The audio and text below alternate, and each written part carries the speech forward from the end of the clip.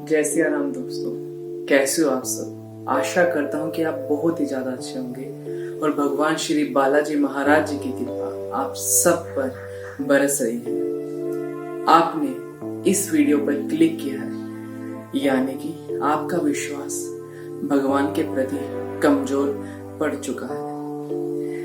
इस वीडियो को देखने के बाद आपका विश्वास और ज्यादा दृढ़ हो जाएगा। तो चलिए इस वीडियो को पूरा देखिए और भगवान के प्रति अपने विश्वास को और ज्यादा दृढ़ बनाइए। ये कहानी एक मूर्तिकार की है जो मूर्ति बनाया करता था और वह पत्थर को तोड़ तोड़ कर भगवान की मूर्तियां बनाया करता था। उसको ऐसा करते हुए काफी साल बीत चुके थे।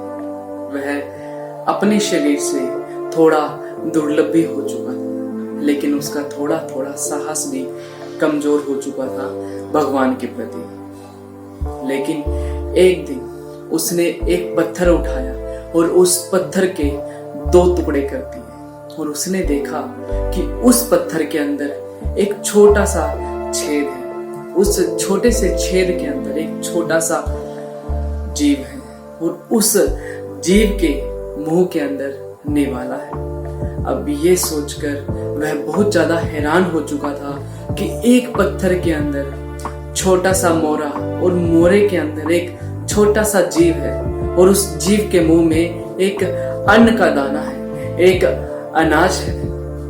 उसने यह देखकर उसने भगवान को प्रणाम किया और कहा, हे प्रभु, तुम्हारी लीला अपरंपार है। लेकिन कहीं ना कहीं उसके मन में ये भी आ चुका था कि भगवान अगर इसको यहाँ बैठे बैठे इसके मुंह में दाना दे सकता है तो क्या वो मुझे सब कुछ नहीं दे सकता। तो वही हुआ, उसने सब अपना काम काज छोड़कर अपने घर बैठ गया और अपनी पत्नी से कहने लगा कि आज के बाद मुझे भगवान ही अनाज देंगे, मुझे भगवान ही खाना देंगे, भगवान ही मुझे रुपया पैसा देंगे, सुख देंगे।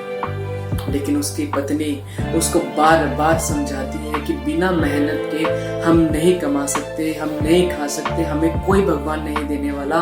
वह भी हमें देखता है कि कितनी मेहनत करता है और तभी वह कुछ ना कुछ हमें देता है।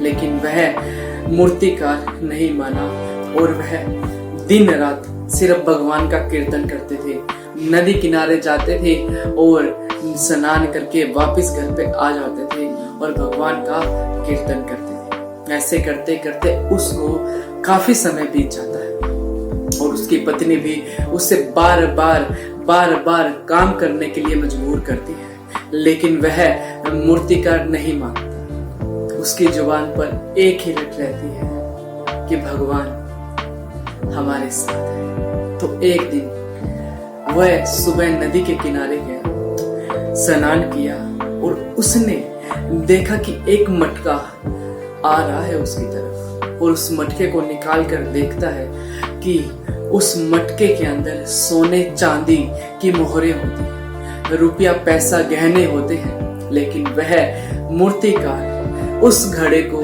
वहां पे बांध कर छोड़ देता है और कहता है कि भगवान ही इस घड़े को मेरे घर तक पहुंचाएंगे। और वह कहता है कि उस भगवान ने यहाँ तक इस घड़े को मुझ तक पहुंचाया है तो यह घड़ा वह मेरे घर तक भी पहुंचाएंगे। तो वो उस मटके का मुंह बांध कर वही छोड़ देते हैं और जाकर अपनी पत्नी से ये सब कहानी बतलाते हैं कि ऐसा सब कुछ हुआ था। लेकिन उसकी पत्नी ने फिर उनको बोला कि भगवान ने तो साक्षात आपकी हेल्प की थी, आपकी मदद की थी, लेकिन आपने वो मौका भी छोड़ दिया। लेकिन वह मूर्तिकार मुस्कुराकर उसे कहने लगा कि देखना, वह घड़ा हमारे तक जरूर आएगा और वह घड़ा भगवान ही लेकर आएंगे। ये सब बातें गांव के 2 आदमी सुन रहे थे और उन दोनों आदमी ने सोचा कि वह घड़ा हम ले लेते हैं ताकि हम माला माल हो जाए। वह गांव के 2 आदमी उस घड़े को लाकर खोलकर देखते हैं तो उस घड़े में दो सांप होते हैं, जिसके डर के मारे वह दोनों आदमी उनको दोबारा से बांधकर यह सोचते हैं कि उन मूर्तिकार ने हमें जानबूझकर झूठ बताया है, हमसे झूठ बोला है।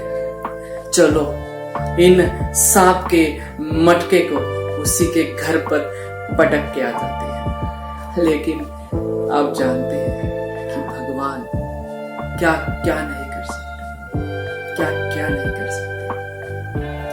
वह दो आदमी उस मटके को लेकर जाते हैं और वह मटका उस मूर्तिकार के घर में फेंक देते हैं, यही सोचकर कि ये दो सांप पति और पत्नी को डसकर मार देंगे।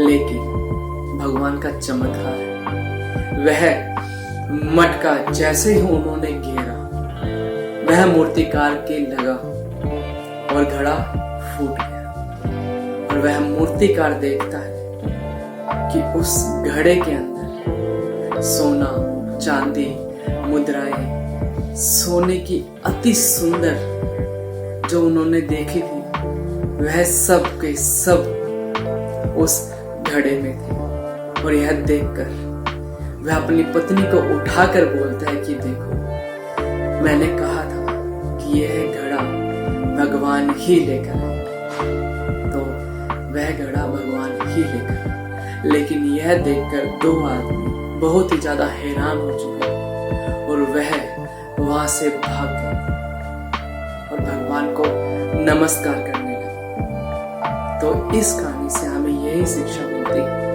कि हमें भगवान पर पूरा दृढ़ विश्वास होना बहुत ज्यादा जरूरी है। हमें यह कहानी यही शिक्षा देती है कि हमें भगवान के प्रति पूरा समर्पण देना आवश्यक है। काम काज मत छोड़िए, लेकिन मेहनत के साथ विश्वास कीजिए, वह मेहनत आपकी एक दिन रंग जरूर लाएगी। आसपास के लोग आपको ना समझें, लेकिन भगवान आपको जरूर समझेंगे और वह आपको समझते भी हैं और आपके साथ रहते भी हैं। तो इसीलिए आप सबसे इतनी ही विनती है, सीताराम सीताराम सीताराम कहिए, सीताराम सीताराम सीताराम कहिए। राम भजो देखो मजो। जय सिया, जय श्री बालाजी।